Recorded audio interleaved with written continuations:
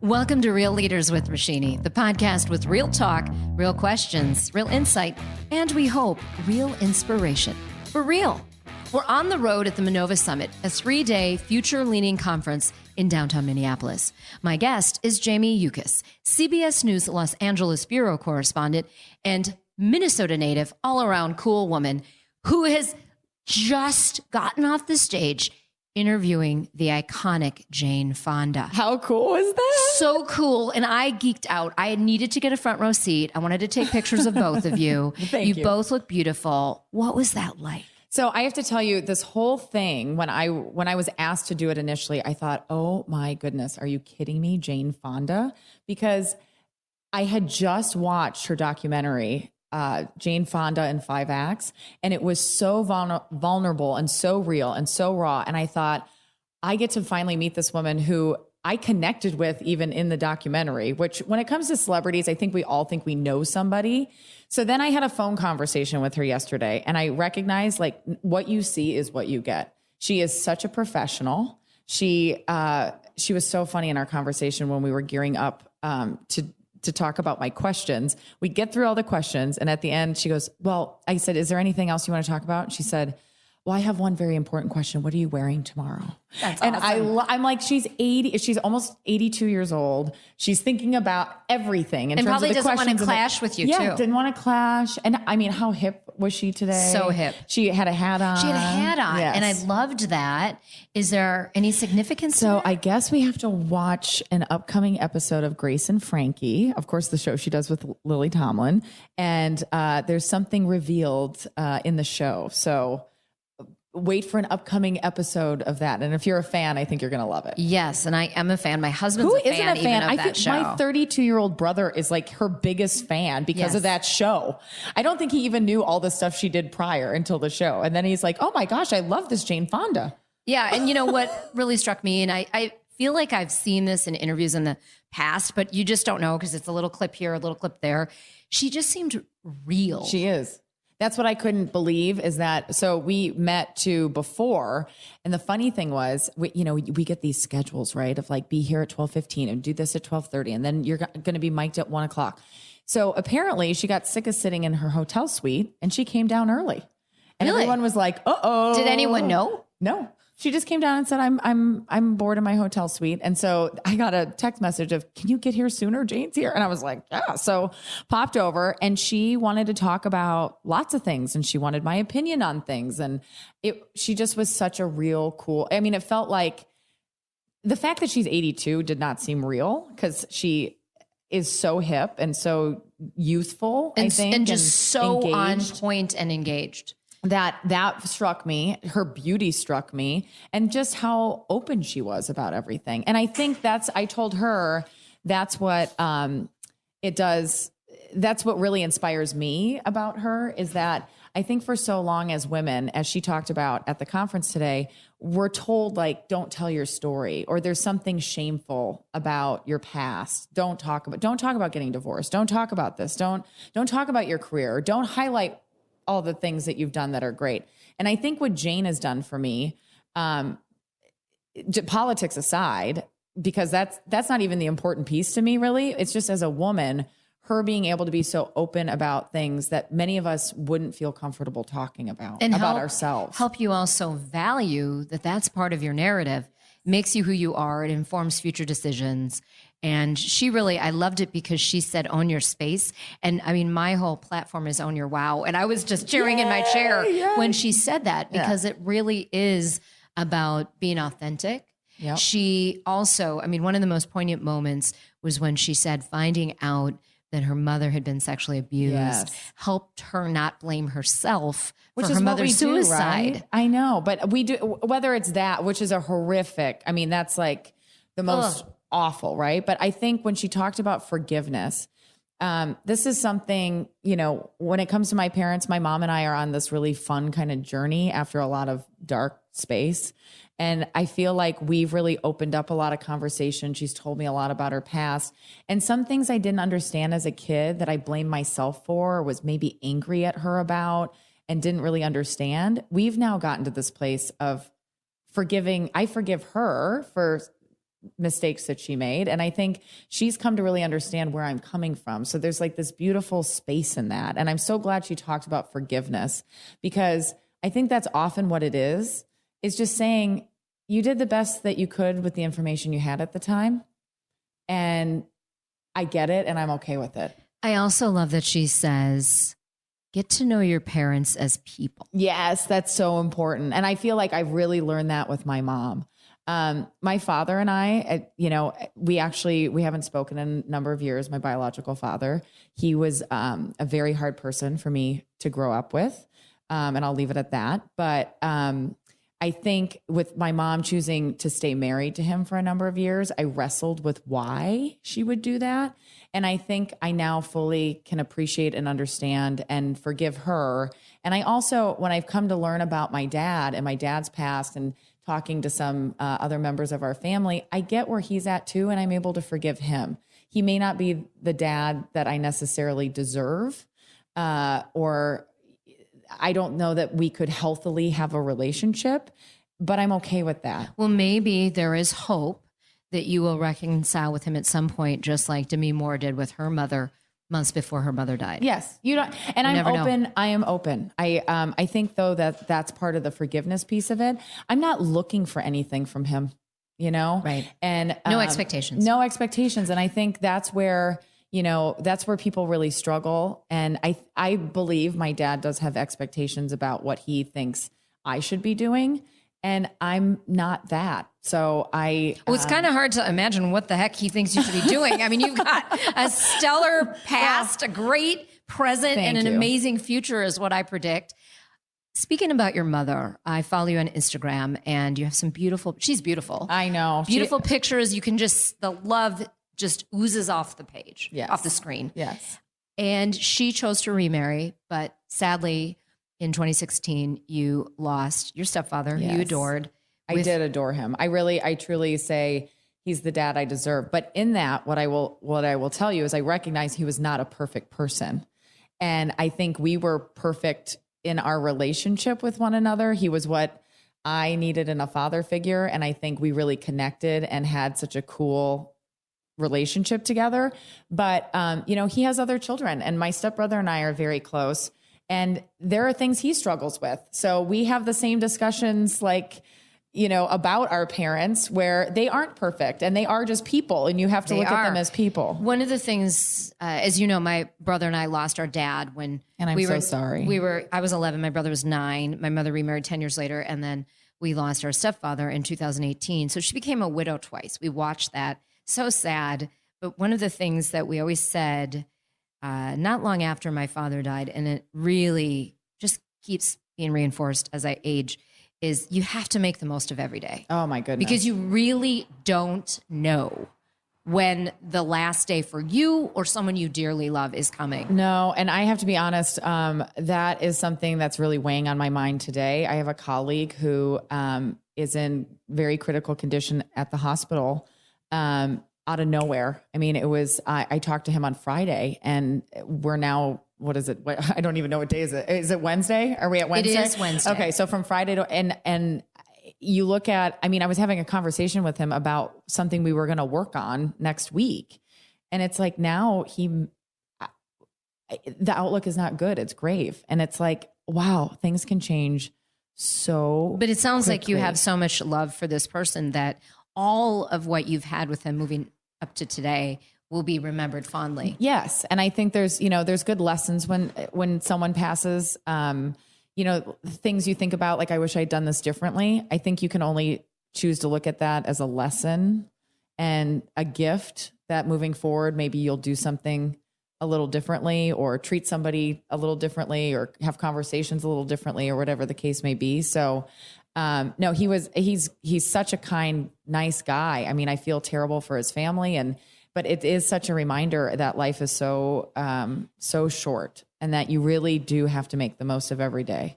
And within 3 months of losing your stepfather, you lost your aunt and your grandmother. Yeah. It's almost hard to imagine how unbearable that time was. I was in a fog for a really long time.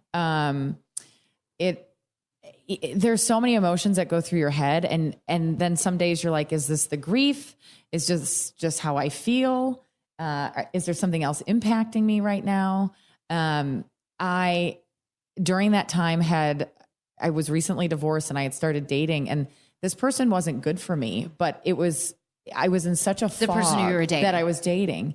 I was in such a fog that I kind of looked at that relationship though, like, is this me? Is this, or maybe that was an escape. Maybe I don't know, but I think it's like until you experience it, you can't really explain it to other people.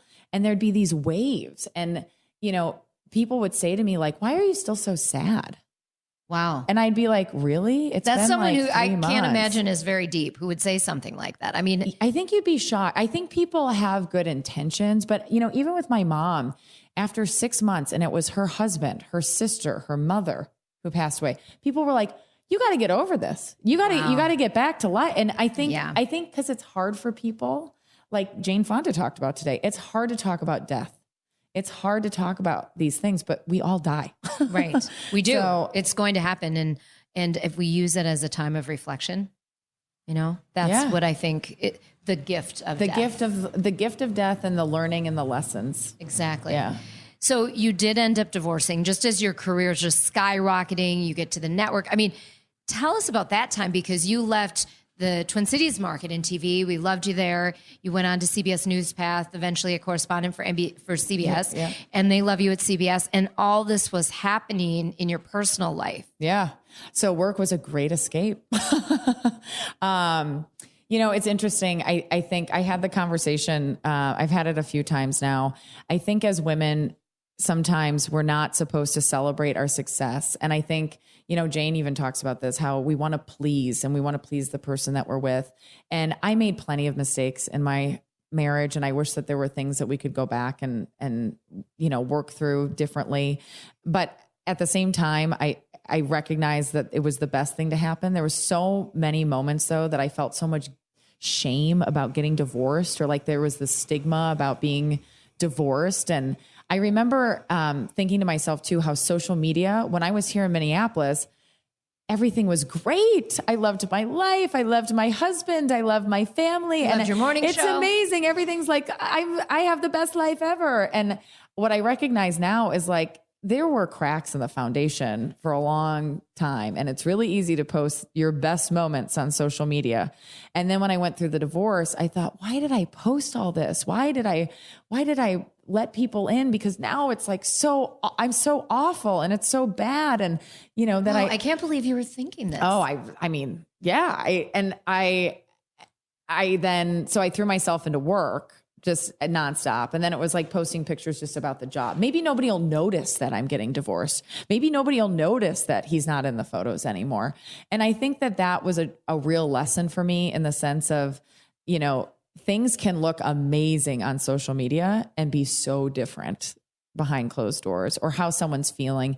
And that's why I always, whether my girlfriends are posting amazing photos or not, I'm always checking in. How are things going? Making sure I still call, not just text message. I know some of my girlfriends sit at their computer all day. I'll send them an email like, hey, just thinking about you, just to keep the connection open. Because what I realized then after a while was that my friends really did care about me, and they wanted to know the good and the bad, and they wanted to show up for me in the bad. And you do have to have those confidants. Yes. That you can just be. That's how you know who your best friends are. Yes. They've seen you through the worst. They've seen you through the best. And you're still the same person to them. Yes. And the person they can love and support. Well, and I do want to say, I think the one thing I've come to learn too is that I think as a society, we've become so like, when somebody gets divorced, like there's one evil person and there's one good person, like friendships can end up dissolving because it's like, well, I'm on her side or I'm on his side. And I don't think, like, life doesn't work that way. Like, right. If you're friends with the couple, just have the honest conversation that we're friends with both of you. If there's stuff you don't want to talk about, don't talk about it with us. And I have some really good friends here in the Twin Cities, Courtney and Kyle, who they did that. They were like, we've been friends with both of you. And I love that we've been able to maintain our friendship and just keep, they keep loving me. I tell them how much I love them. We're still in each other's lives. Absolutely. There wasn't this, but there were other people. I think that's what I was surprised by was, oh, I thought this person was such a good friend. And it turns out they don't really care, or they don't want to get involved, or they don't want to be a part of this. So I guess I've also found as a woman, because I got married later in life, that some people have trouble being friends if they're married with a single woman usually. And what is that about? A single person. I don't know what that's about. So I really respect, like, I believe you know Janie Peterson, she and her husband Chris, when I moved back to Minneapolis in 2006 to start my business, I was, early on, I was in a relationship, and then for basically within a month of getting back, I ended that, and I was single. And they never made me feel bad for being the third wheel or whatever. I mean, and they were so inviting and opening, and I got to be very close to their kids. And so, I mean, you value those people. Absolutely. Well, and the thing that I've really come to try to understand now is I have some of my friends' husbands have become my friends.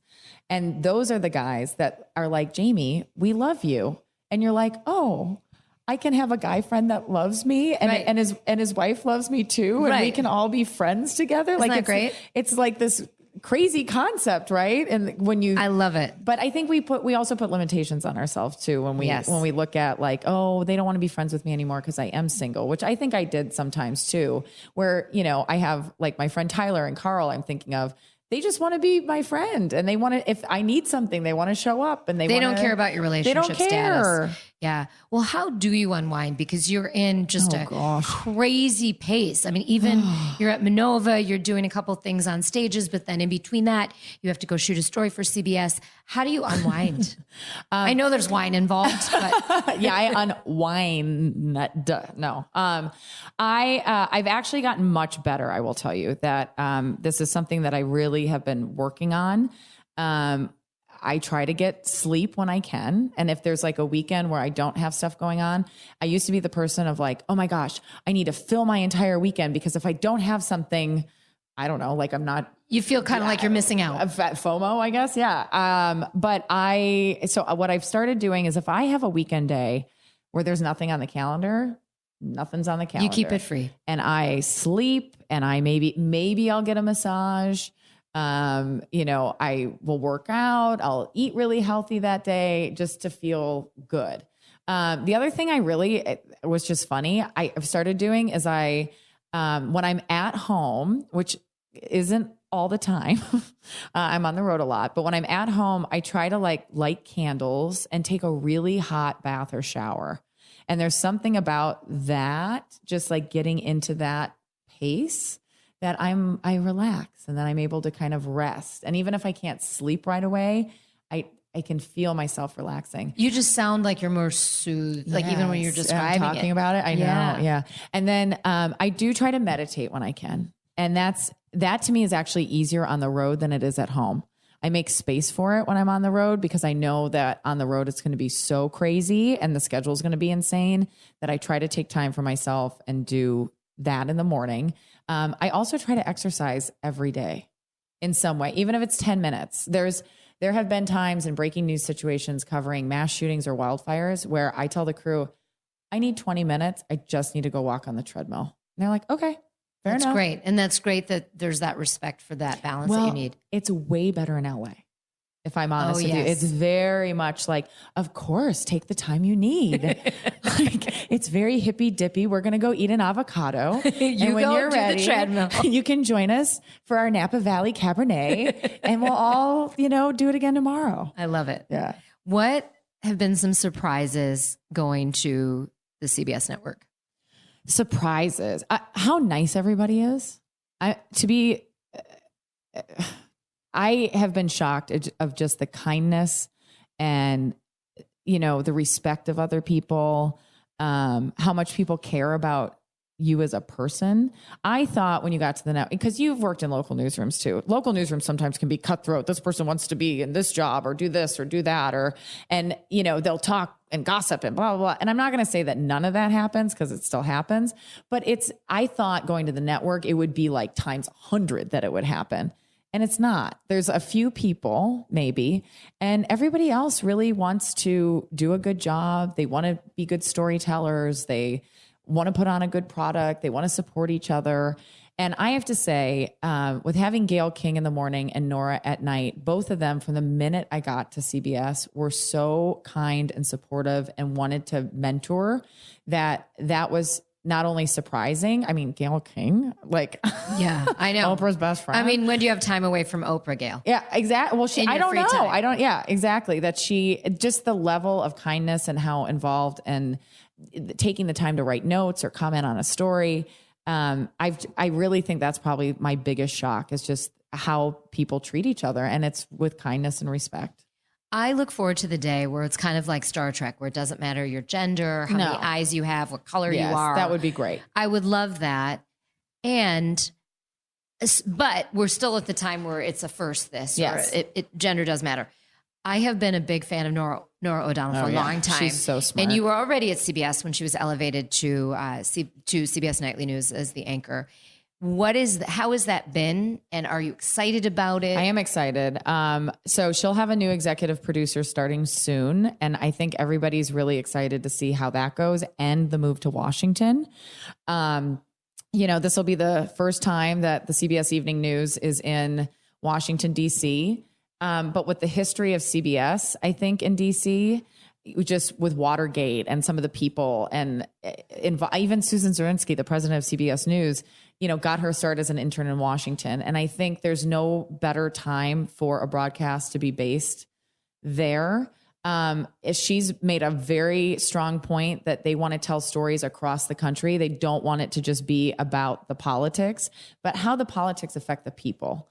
And I think as a Minnesotan, that's what I've been dying for, because when you grew up here and you had Jesse Ventura as your governor, Michelle Bachmann as a representative, Al Franken as a senator, Amy Klobuchar now running for president and was a senator, it's like we care about politics and we run every edge of the spectrum. And if this state can have conversations and we don't kill each other over talking about politics, the rest of the country should learn something from the middle of the country. So, way to communicate that. Absolutely. Right. And so Absolutely. I'm excited that, I think the ideas that they have and Nora just being a strong, super smart, go get 'em kind of person it's the best thing that we could have happen. All right. Let's do a bit of a fire round. Okay. Favorite swear word? The F word. I have to agree. It's the only one really I use, but I'd have to agree. Favorite place, if you could be anywhere in the world? Ooh, that's a really hard one because being a West Coast based correspondent, I travel to so many beautiful places and places you wouldn't really expect, like Zion National Park. Isn't it beautiful? Oh, the sunsets in Arizona, anywhere in Arizona. Where's the craziest place? I remember the dinosaur story you did. Saskatchewan. I was in Regina, Canada. I remember that live shot. But you know what I loved about Saskatchewan? It's the flattest place on earth I've ever seen. And they own that. They have posters everywhere of like, when you lose your dog, you'll still see him running 3 days later but I just love people. So you know what? My favorite place that I've been to on my job was actually Rio de Janeiro, Brazil, covering the Olympics. The people there were so warm and just wanted to live life. And I was at a time in my life where things were not great. And their positive attitude was infectious. Where is Jamie Yuccas in 5 years from now? Oh God. Where am I in 5 minutes from now? I literally woke up this morning, my alarm went off and I went, why is the alarm going off right now? Where do I need to be? Did you ask yourself where you were? I did. Cause I was like, wait, oh yeah, I'm in Minneapolis. Wait, why is the alarm going off now? Oh yeah, I have to get to that shoot. I mean, in 5 years, I don't know. Our business is changing so much. I'm curious to see. I think, I'd probably be doing more digital content, I'm guessing at that point. I'd love to, I love what you're doing with this podcast. Like, I feel like I'd love a platform just to help more people. I feel like I've had a lot of stuff in my life and mental health has become such a place for me to advocate. And and I'm open. I see a therapist now. When you say take care of yourself, I think that's one of the biggest ways you can is learning about yourself and therapy. So if there's a platform where I can do more good, help more people, share more, if it is helpful, then that's what I want to do. That's where you're going. Is there a theme song for the life of Jamie Yuccas? Don't stop believing. It's a good one. Hold on to that feeling. No. Great rendition. Thank you. That's my go-to karaoke song. I love it. I always say Tom Petty's Wildflowers will be the song that gets played at my funeral. It is something I've thought about. And I don't know, any Prince song, because as a girl from Minneapolis, you got to keep it cool. You do. And you do keep it cool. Jamie Yuccas, thanks so much for joining me. It was super fun.